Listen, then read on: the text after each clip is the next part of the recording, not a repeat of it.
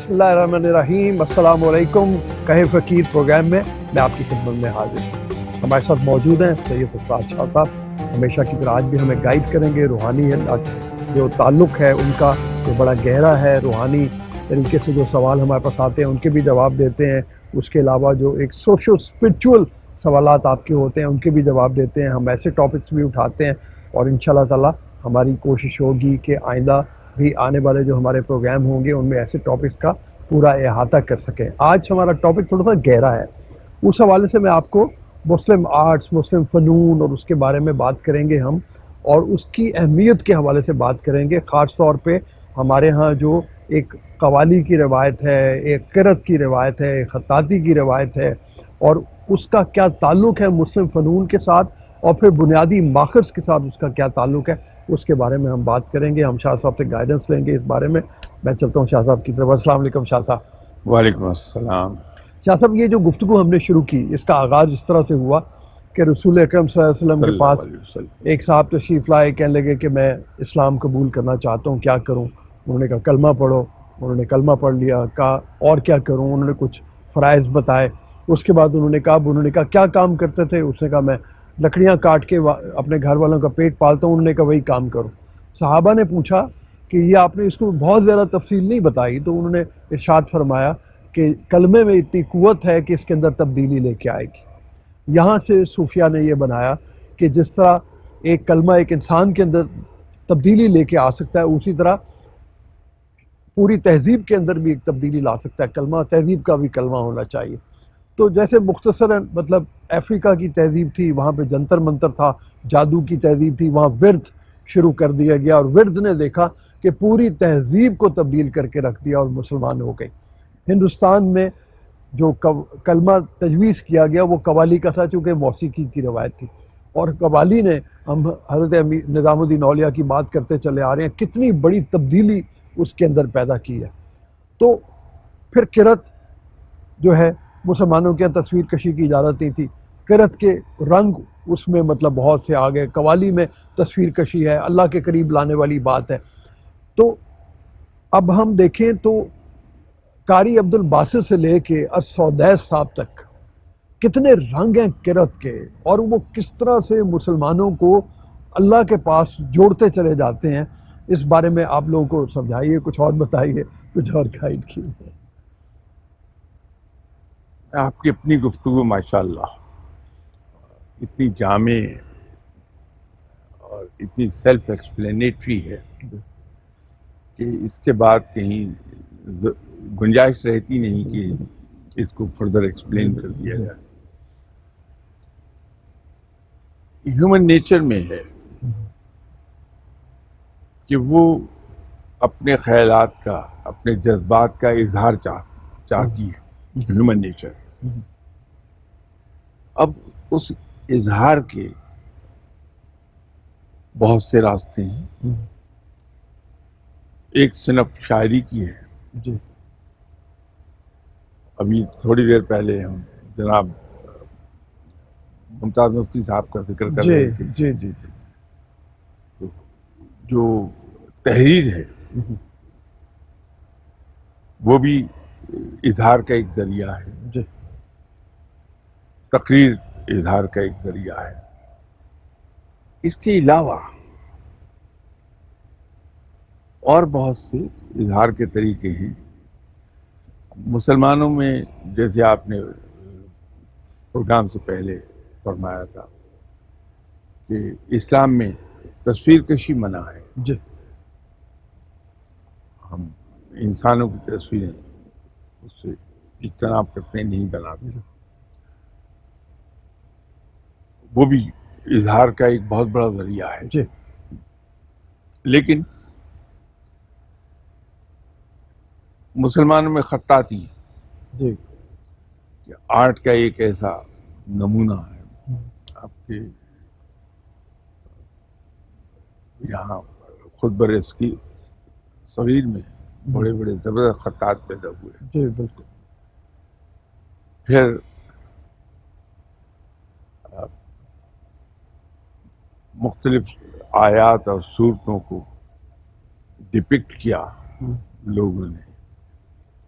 ایک abstract art کے ذریعے سے، یہ بھی ایک جی اظہار کا ذریعہ۔ اظہار کرو کیا تو یہ ذریعہ جو ہے یہ ہر ایک انسان کو چاہیے، اس کی ایک سائیکولوجیکل ریکوائرمنٹ ہے یہ۔ تو اسی طرح جیسے میں نے عرض کیا کہ شاعری بھی اظہار کا ایک ذریعہ جی۔ ہے۔ وہ جو قوالی کا آپ نے ذکر فرمایا، قوالی اصل میں یہ اظہار کا ذریعہ بہت بڑا ہے، اس میں شک نہیں، جی لیکن یہ انڈین سب کانٹیننٹ میں رائج ہوئی ہے اصل میں، جی اور اس کے رائج ہونے کی ایک بڑی وجہ تھی جی ہمارے یہاں جو بزرگان دین انڈیا میں تشریف لائے اسلام کی ترویج کے لیے، اسلام کو پھیلانے کے لیے، میں یہ سمجھتا ہوں کہ ہیومن سائیکالوجی کو بڑی گہرائی سے سمجھنے والے لوگ تھے۔ تو یہاں پہ درگاہ کا سلسلہ جاری ہوا، اس کے اندر ماحول جو تھا، عقائد نہیں، عبادات نہیں، جی جی صرف رکھ رکھاؤ، جی جی وہ یہاں کے کلچر کے مطابق تھا، جو ہونا بھی چاہیے تھا، تاکہ جو ہندو آ رہا ہے وہاں وہ ماحول کو اجنبی نہ پائے، بلکہ اس کے لیے بڑا مانوس ماحول ہو، کیونکہ یہ ہیومن نیچر میں ہے کہ اگر اسے مانوس ماحول ملتا ہے تو اس کے اعصاب بڑے پرسکون ہو جاتے ہیں۔ جب وہ اس کے اعصاب پرسکون ہوتے ہیں تو اس میسج کو ریسیو کرتا ہے جو اس کو دیا جا رہا ہے۔ ان لوگوں کے اعصاب کو پرسکون رکھنے کے لیے، ریلیکس رکھنے کے لیے، وہ اس طرح کا رہن سہن کا طور طریقے ویسے تھے، اور وہاں بیٹھ کے جب ہندو تو مسلمان کے پاس آتا تھا کہ یہ صاحب دعا ہے، اس سے دعا کراؤ میرے دنیاوی مسائل حل ہو جائیں۔ رب تعالیٰ کو چونکہ منظور تھا کہ وہ اپنے دین کو اس خطے میں پھیلا دے، ان کی دعائیں جلدی پوری ہونے لگیں، تو ہندو ان کے قریب آئے۔ وہاں پھر ان کی شخصیت کا جادو ان پر چلا کہ ان کے باڈی سے نکلنے والی وائبز بھی پازیٹیو تھی، جنہوں نے ان پہ اثر کیا۔ ان لوگوں کی بڑے عبادت گزار لوگ تھے، راہ راست پہ چلنے والے تھے، ان کا باڈی کا جو میگنیٹک فیلڈ تھا وہ اسی نسبت سے بہت اسٹرانگ تھا، اور اپنے پاس آنے والوں کو وہ میگنیٹک فیلڈ گھیرے میں لیتا تھا۔ تو یوں بڑی تیزی سے لوگ مسلمان ہونے لگے۔ جب ہم یہ کہتے ہیں کہ ان بزرگان دین نے بغیر کسی ماڈرن فیسلٹی کے، نہ کوئی لاؤڈ سپیکر، نہ کوئی ٹیپ ریکارڈر، نہ USB سسٹم، کوئی سہولت نہیں تھی، پھر ٹرانسپورٹ کی کوئی سہولت نہیں تھی، لوگ پیدل سفر کرتے تھے، اس کے باوجود انہوں نے لاکھوں کی تعداد میں مسلمان کر لیے لوگ۔ اس کے پیچھے اصل میں وجہ یہ تھی، تو چونکہ ہندو مذہب کے اندر موسیقی لازمی جزو ہے، تو میرا اپنا ذاتی خیال ہے کہ اظہار کا جو ذریعہ یہاں پہ انڈیا میں کیا، وہ اس ہیومن سائیکالوجی کو سامنے رکھ کے قوالی کی صورت میں برآمد ہوا۔ کچھ تو یہ وجہ بنی، کچھ ایسی چیزیں ہم نے انٹروڈیوس کی جو اس کے مقابلے پر آ جائیں ہندو کلچر کے، تو یہ قوالی یوں رائج پا گئی۔ یہ میں صرف قوالی کے لیے کہہ رہا ہوں، ادروائز دف پر جو موسیقی کا دف والا پہلو ہے وہ پہلے سے موجود تھا، وہ عرب میں ہے۔ یہ اظہار کے ذرائع ہیں سارے۔ وہ جو آپ نے کلمہ کے بارے میں کہا کہ کلمہ جو آپ صلی اللہ علیہ وسلم سے متعلق آپ نے وہ روایت کوٹ کی، کہ کلمہ واقعی اثر رکھتا ہے. اس کو اگر آپ ایک لائٹر نوٹ پر لے لیں, جی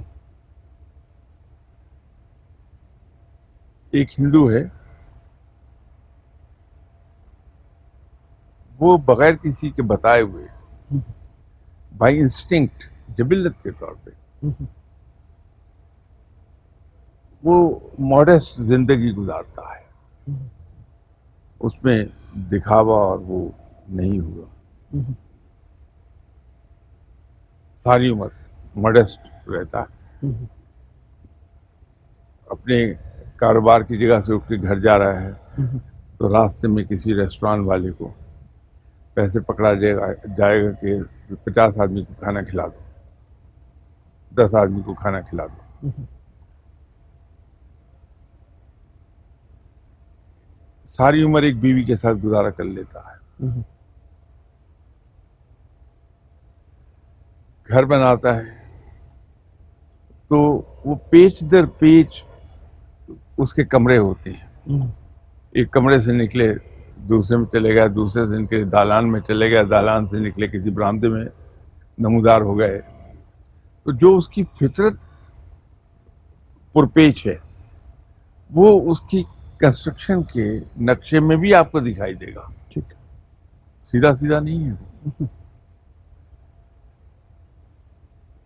بہت خرچ کرنے کے معاملے میں نہ صرف کہ بہت سمجھدار ہوگا بلکہ دانتوں سے پکڑ کے پیسہ خرچ کرتا ہے. یہ سب چیزیں ہیں اس میں. مرتے وقت جب اس کو اندازہ ہو جائے گا کہ میں اب دنیا سے چلا جاؤں گا تو کوئی نہ کوئی چیریٹی ورک کر جائے گا بڑا, جیسے گنگا رام ہاسپٹل ہے, تھنگس لائک دیٹ. یہ ایک جنرل ان کا ایٹیٹیوڈ ہے. ایکسیپشنز ہمیشہ ہوتی ہیں. یہی ہندو جب کلمہ پڑھتا ہے تو فی الفور اس کی نیچر بدل جاتی ہے. پھر اس کے اندر یہ عادت آتی ہے کہ اگر اللہ نے اسے کچھ نعمتیں عطا فرمائی ہیں تو اس کا اظہار اس کے رہن سہن سے, اس کے طور طریقوں سے ہونے لگتا ہے. تو ایک کلمہ سے پوری اس کی باڈی کیمسٹری اور فطرت ہی چینج ہو جاتی ہے. یہ کلمہ اتنا جادو اثر ہے. ہر انسان کی جو فطرت ہے اس کی حرکات سے ظاہر ہو جائے گی, اس کی فطرت چاہتی ہے. اس کی بھی ہم بات کر رہے ہیں کہ کرت میں جو ہے رنگ نظر آتی ہے. اب آپ دیکھیے کرت کے اندر یہ بھی اظہار کا ایک طریقہ ہے. جی اس کے اندر شاید اظہار جو ہے وہ سوچ کے اظہار سے زیادہ جی محبت اور عقیدت کے اظہار کا ذریعہ بنا کہ ہم نے کرت کو مختلف طریقے, مختلف رنگ دیے. جیسے مصر کی کرت ایک اور رنگ لیے ہوئے ہے, اپنی جگہ پر بہت خوبصورت ہے. قاری عبد الباسط. جی جی وہ کرت جو اہل قریش کی ہے, جی وہ کرت اپنے رنگ لیے ہوئے ہے. آپ نے اب جناب عبد الرحمن سدیش صاحب کی مثال دی. ہمارے یہاں انڈین سب کانٹیننٹ کے اندر جو کرت ہے وہ اپنا ایک رنگ لیے ہوئے ہیں اور اسی کا ایک سپل اوور یا اس کا اضافی اثر برما پر بھی ہے. تو اس کی بہترین مثال شیخ محمد ایوب ہیں, اللہ تعالیٰ انہیں ان کے درجات بلند فرمائے, انتقال کر گئے اب. تو کیا خوبصورت کرت کرتے تھے, لیکن وہ رنگ لیے ہوئے تھی. ٹھیک ہے. انڈین سب کانٹیننٹ کا, ٹھیک. کہ اس کے اندر ایک ردم اور ایک وہ نغمگی تھی, یہ صحیح لفظ یہ ہے. ٹھیک. اور ان کے بارے میں تو ایک قصہ سننے میں آیا کہ یو کے میں کسی مسلمان کا ریسٹوران تھا. اس نے شیخ ایوب صاحب کی 27ویں رمضان کی رات کی کرت وہ لگائی ہوئی تھی. قریب دفتر تھا کوئی, وہاں سے ایک گورا آیا, وہ بیٹھا چائے پی رہا تھا. سنتا رہا اس کو. وہ 2 دن کے بعد پھر کہیں آیا وہاں چائے پینے, تو اس دن گانے لگے ہوئے تھے. اس نے ویٹر سے کہا کہ میں 2 دن پہلے آیا تھا, جو گانا اس وقت لگا ہوا تھا وہ پلے کرو. وہ پریشان ہو گیا کہ گانا کون سا لگا ہوا تھا. اس نے جا کے مالک سے بات کی کہ وہ گورا ہے اور وہ یہ کہہ رہا ہے 2 دن پہلے جب وہ دوپہر کو آیا تھا تو جو گانا اس وقت پلے کر رہا تھا وہ گانا لگا دیں آپ. تو مالک نے سوچا, اسے یاد آیا, اس نے کہا کہ وہ گانا نہیں تھا, وہ شیخ ایوب کی قرت تھی 27ویں رمضان. تو اس نے کہا کہ ابھی ہم وہ گانا لگا رہے ہیں. تو اس نے وہ کیسٹ پلے کر دی. تو یہ بندہ انہیں سنتا رہا کچھ عرصہ اور بالآخر مسلمان ہو گیا. الحمدللہ. اس کو بتا دیا گیا کہ یہ قرآن ہے. تو وہ نغمگی لیے ہوئے ہے اپنے اندر. شیخ عبد الرحمن السدیس, جی جی ان کی قرت کو اگر آپ سنیں, وہ اہل قریش کیا جی جی رنگ ہے. وہ جی جی تو تراوی میں روانی سے پڑھ رہے ہوتے ہیں, لیکن ایک ایک لفظ اور ایک ایک زیر زبر پیش پوری علیحدہ ساؤنڈ دیتی ہوئی آپ کو ملے گی. ٹھیک ہے. وہ اتنی زبردست. جی جی مصر کی قرت کو لے لیجیے, جی جی یہ سب اصل میں ہے تو اظہار کا طریقہ ہے, ٹھیک. لیکن اس کے پیچھے محبت بھی ہے اور عقیدت بھی ہے. اور چونکہ اس کے پیچھے محبت اور عقیدت ہے, اس لیے وہ دل پہ اثر کر جاتی ہے.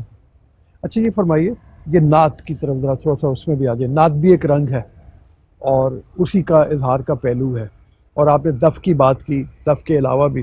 اچھا تھوڑا سا ذرا اس میں ایک قوالی میں بھی ہم یہ دیکھ لیتے ہیں اور نعت میں بھی دیکھ لیتے ہیں کہ جس وقت ذرا مبالغہ آرائی ہو جاتی ہے تو اسے بچنے کی کتنی تاکید ہے. یعنی قوالی ایک تو ہم نے دیکھا کہ شروع تو وہ حضرت نظام الدین اولیاء کے امیر خسرو سے ہوئی. امیر خسرو شاید پہلے آدمی ہیں جنہوں نے قوالی لکھی, اور اس میں آپ نے پہلے بھی اس بارے میں گفتگو کی ہوئی. آپ نے ارشاد فرمایا تھا کہ محبوب کی طرف لے کے جاتی ہے اور آگے پیر کامل جو ہے وہ اس کو اللہ کی طرف موڑ دیتا ہے. تو چشم مستی عجبی امیر خسرو کی مشہور قوالی ہے, اور زلف درازی عجبی, اور وہ ساری پیر کی محبت میں مطلب وہ بات کر رہے ہیں, لیکن پھر ان کا رنگ جو ہے وہ اللہ کی طرف کر دینا, موڑ دینا, یہ پیر کا کام ہے. نعت میں بھی شاید اسی طرح سے ہوگا کہ وہ بیان کر رہے ہیں اپنے رسول اکرم صلی اللہ علیہ وسلم کے حوالے سے, لیکن پھر آگے چل کے اس کو اللہ کی طرف, حمد کی طرف چلے جانا چاہیے. اور جہاں پہ اگر وہ کوئی ایسی چیز کر رہے ہیں جہاں غلطی ہو جاتی ہے, جہاں بہت زیادہ مطلب ہو, تو اس سے میرے خیال میں پرہیز بہت ضروری ہے. زیادتی کہیں بھی ہوگی, وہ جی ایکسیس وہ قابل ستائش نہیں رہتی. جی جی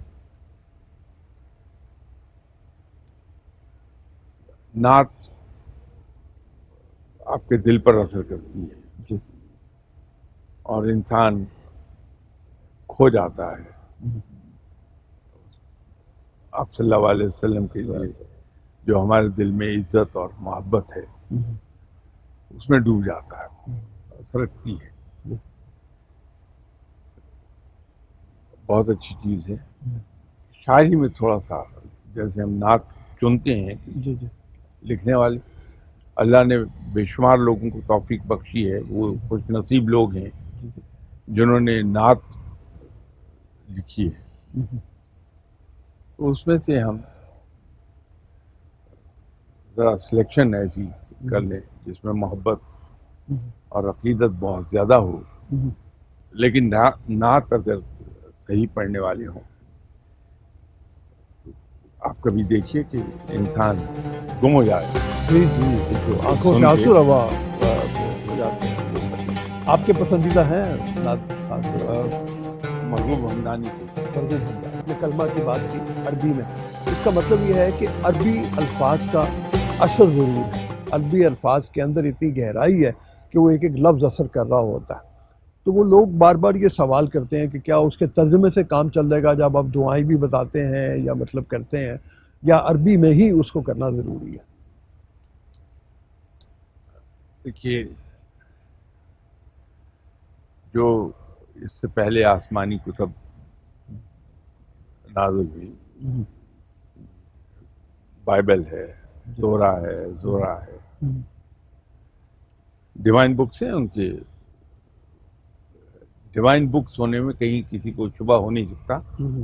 ہم مسلمان یقین رکھتے ہیں کہ وہ ڈیوائن بکس ہیں. اسی طرح آپ صلی اللہ علیہ وسلم سے پہلے جتنے پیغمبر تشریف لائے، ہم ان پہ ایمان رکھتے ہیں کہ وہ اللہ کے سچے پیغمبر تھے. جی.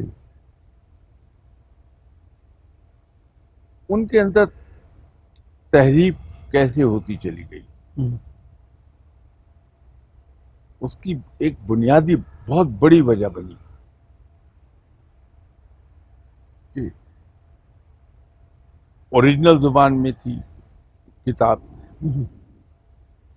لوگوں کی سہولت کے لیے نیک نیتی سے، نیک جذبے کے تحت، جی. اس میں نیت کی خرابی نہیں تھی. ترجمہ ہم نے اس کا کیا، اب وہ بامحاورہ ترجمہ کر دیا. جی. تو اس کے پہلی بات تو یہ ہے کہ اثرات بدل گئے. پھر مفہوم میں تھوڑی سی تبدیلی آ گئی. جی. جب اس زبان سے تیسری زبان میں کہیں ترجمہ ہوا تو بامحاورہ ترجمہ ہوا، پھر مفہوم میں تبدیلی آ گئی اس کی. یہ کرتے کرتے اب اصلی کتاب کیا تھی، it's really hard to find, کہ اوریجنل جو نازل ہوئی تھی کتاب وہ کیا تھی. آپ کو سب وہ کتابیں ملیں گی اب جو دوسروں نے ان کا ترجمہ کیا ہوا ہے، اور ترجمہ کیا ہے تو انسان کے اپنا اسلوب جو ہے تحریر کا اور اپنی فہم وہ شامل ہو گئی، اس سے تحریف ہو گئی. قرآن پاک کے بارے میں اس لیے کہا جاتا ہے کہ بجائے اس کے کہ ہم اس کو اردو میں پڑھیں یا انگریزی میں پڑھیں، بہتر یہ ہوگا کہ ہم پڑھیں اسے عربی میں اور سمجھنے کی خاطر اس کا اپنی زبان میں ترجمہ، ٹھیک ہے. وہ بھی پڑھ لیں ساتھ ہی اس کو، تاکہ ہم اس کے مفہوم سے واقف ہو جائیں ٹھیک ہے. کہ قرآن ہمیں کہتا کیا ہے. ٹھیک ہے. تو قرآن پاک سے متعلق جتنے وظائف ہیں ان کو بھی عربی ہی میں کرنا چاہیے. ٹھیک ہے. میں ذاتی طور پہ اس کا قائل ہوں. یہ تو ایک بڑی سیدھی سیدھی سمپل بات ہے. جی. اب آپ اس کے اندر ذرا سی ایک دقیق بات کی طرف چلے جائیے. ٹھیک ہے.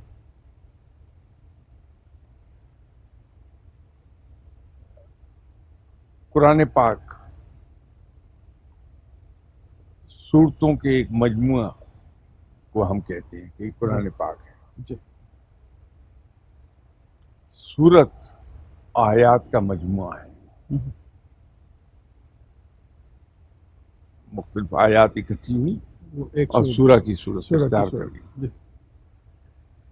ایک آیت الفاظ کا مجموعہ ہے، وہ بہت سے الفاظ مل گئے تو ایک آیت وجود میں آ گئی. ٹھیک ہے. ایک لفظ حروف کا مجموعہ ہے، اور ہر حرف اپنے اندر ایک اثر رکھتا ہے.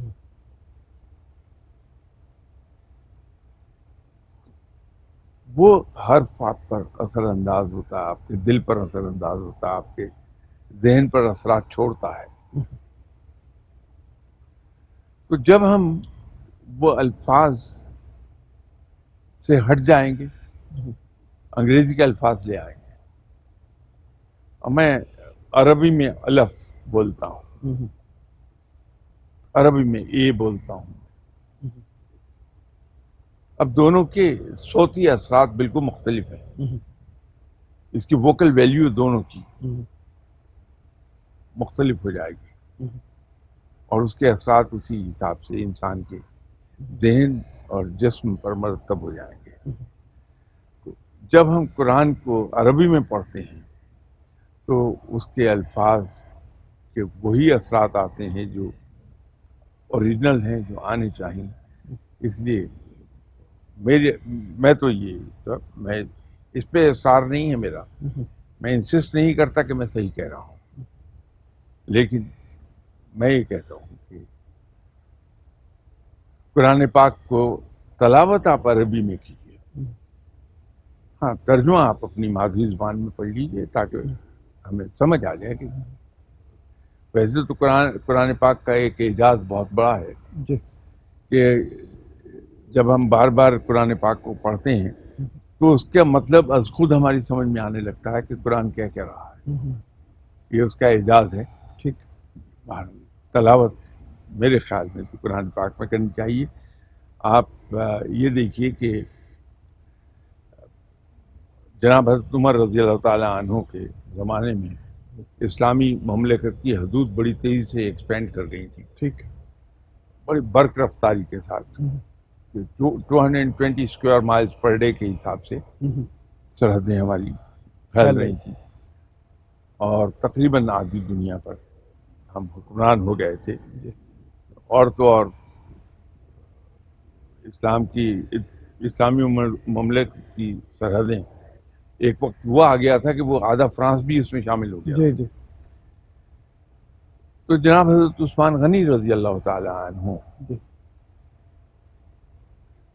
نے یہ دیکھ کے کہ چونکہ علاقے مختلف آ گئے ہیں، ان کا ایکسنٹ ڈفرینٹ ہے، اس کا ڈائلیکٹ ڈفرینٹ ہے. جیسے مراکش کی عربی جی سعودی عرب کی عربی سے کافی مختلف، جی جی ایکسنٹ اور ڈائلیکٹ کے اندر جی جی فرق ملے گا. جی.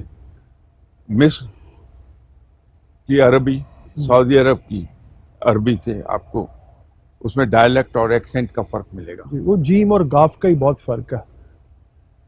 ایسے کئی فرق آئیں گے.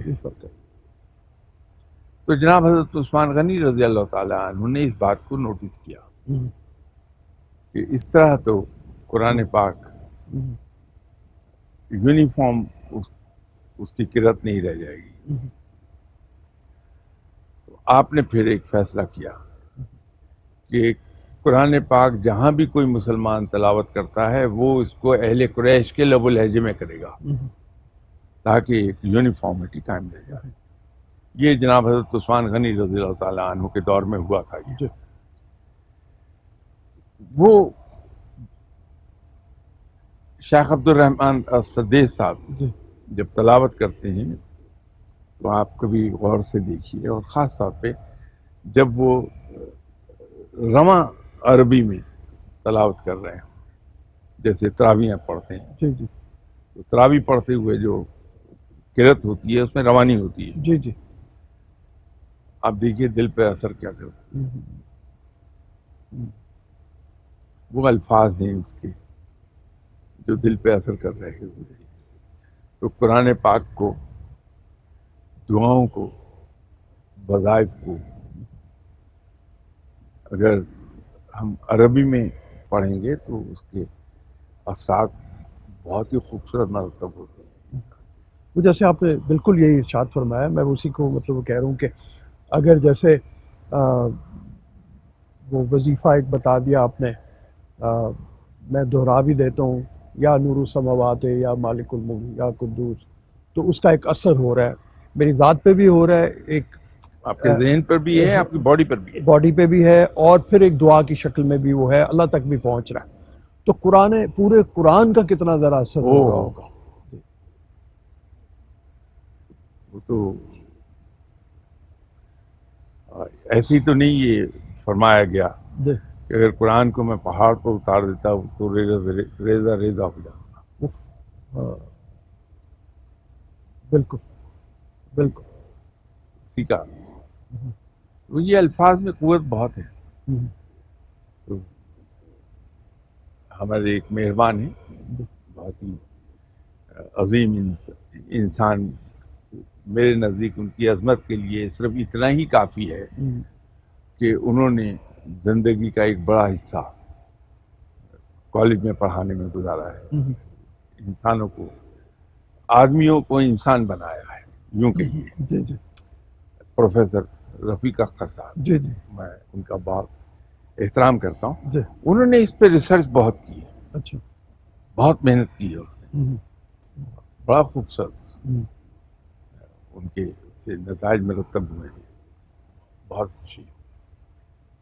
اچھا شاہ صاحب, اسی حوالے سے جیسے بات کرتے ہوئے, یعنی وہ تھوڑا سا میں یہ کہوں کہ وہ کہتے ہیں کہ یہ جتنے اسلامی فنون ہیں جن کے یعنی کلمہ سے لے کے اور پھر فنون کی شکل میں آئے, قوالی کی شکل میں آئے, درویش رقص ہیں اس کے ساتھ, یہ سارے کائنات کے نظام کے ساتھ ملے ہوئے ہیں. کائنات کا جو نظام ہے, جیسے ستاروں کی حرکت ہے تو وہ کہتے ہیں درویش کی موومنٹ بھی اسی حوالے سے ہوتی ہے, اور وہ سارا ایک نظام میں پرویا ہوا ہے. تو وہ درویش بھی جس وقت وہ حرکت کرتا ہے, ترکی کے صوفی درویش خاص طور پہ مولانا روم کے کلام کے اوپر جو وہ کرتے ہیں, صرف فرق اس میں یہی ہے جو آپ نے بار بار ارشاد فرمایا کہ ذرا زیادتی سے ہمیں پرہیز کرنا ہے, کہ وہ زیادتی ایسی نہ ہو جائے کہ جو پھر غیر اسلامی اس کے اندر یہ ایک بڑی سمپل بات ہے نا. جی اسلام ہمیں کیا کہتا ہے؟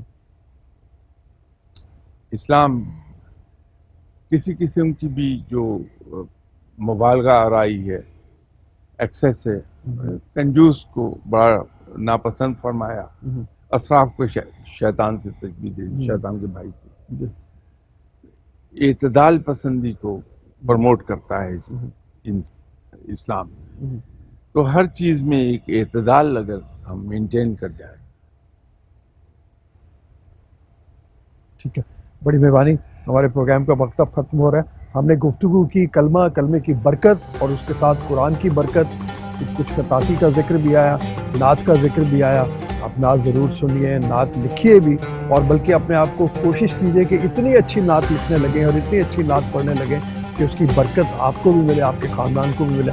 قرآن کو ہمیشہ عربی میں پڑھیں, وظائف جو آپ کو بتائے جائیں وہ بھی عربی میں پڑھیں. اس کے اثرات مرتب ہوتے ہیں آپ کی شخصیت کے اوپر, اور وہ دعا کا اثر بڑے پیمانے پہ اس کائنات میں ہوتا ہے جو آپ کے حق میں مؤثر ثابت ہوتی ہے. ابھی اجازت دیجیے. اللہ حافظ.